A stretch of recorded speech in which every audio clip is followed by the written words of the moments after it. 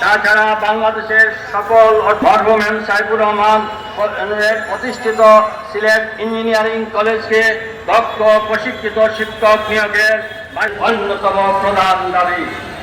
মাননীয় প্রধান উপদেষ্টার মাধ্যমে শিক্ষা উপদেষ্টার কাছে প্রতিটি শিক্ষা প্রতিষ্ঠানের শূন্যপদ পদে শিক্ষক নিয়োগের মাধ্যমে মানসম্মত শিক্ষা নিশ্চিতকরণের বিনীত আবেদন জানাচ্ছি। পরিশেষে এটা সবাই মনোযোগ করে শুনবেন, আমাদের মিডিয়ার বাইরা বৈষম্য কিভাবে হচ্ছে তার একটা জ্বলন্ত চিত্র আমি আপনাদের সামনে তুলে ধরছি।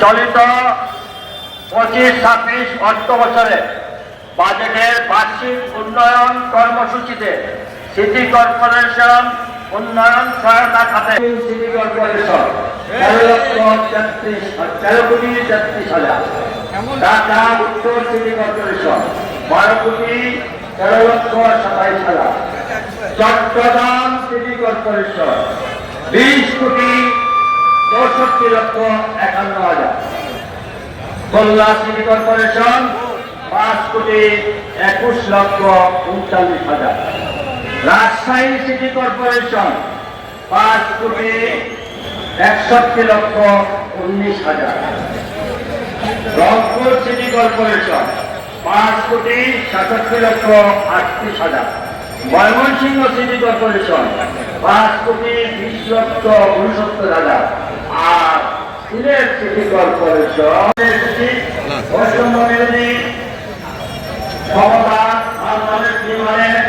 অন্যতম সদস্যা নরেন্দ্র অর্থনীতির মাননীয় উপদেষ্টা মোহাম্মদ ইউনূস সাহেবের বাংলাদেশের অনন্য ঐতিহ্যমণ্ডিত অর্থনীতির রাজধানী জাতীয় অর্থনীতিকে মান ঘোষণা করে সিলেট বিভাগকে বৈষম্যের আওতার থেকে মুক্ত করে সিলেট মাটির বহুল প্রত্যাশিত সমৃদ্ধ রাজনীতিতে রূপান্তরিত করে আপনার সরকার দৃষ্টি আকর্ষণ করছি। অন্যথায় আজ থেকে 15 দিন এই সভা আপনাদেরকে সময় বেঁধে দিল।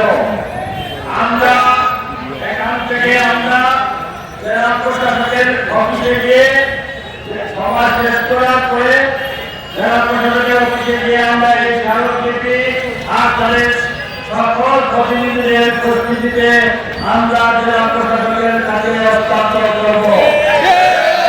এই সাথে আমরা জেলা প্রশাসককে জানিয়ে দেব যে আপনি আমাদেরকে 15 দিনের মধ্যে সুস্পষ্ট সরকারের সিদ্ধান্ত যদি জানাতে ব্যর্থ হন তাহলে এই সিলেট বিভাগের সকল পর্যায়ে নেতৃত্ব বসে যে কঠিন কর্মসূচি দেওয়া হবে তখন কিন্তু দায়ভার সরকার এবং আপনাদের মেনে নিতে হবে। আমাদের এই দাবির প্রতি আপনাদের সমর্থন আছে কিনা? আমাদের সিলেট বিভাগের মানুষদেরকে আপনারা সিলেটে বসবাসরত সকল অনেক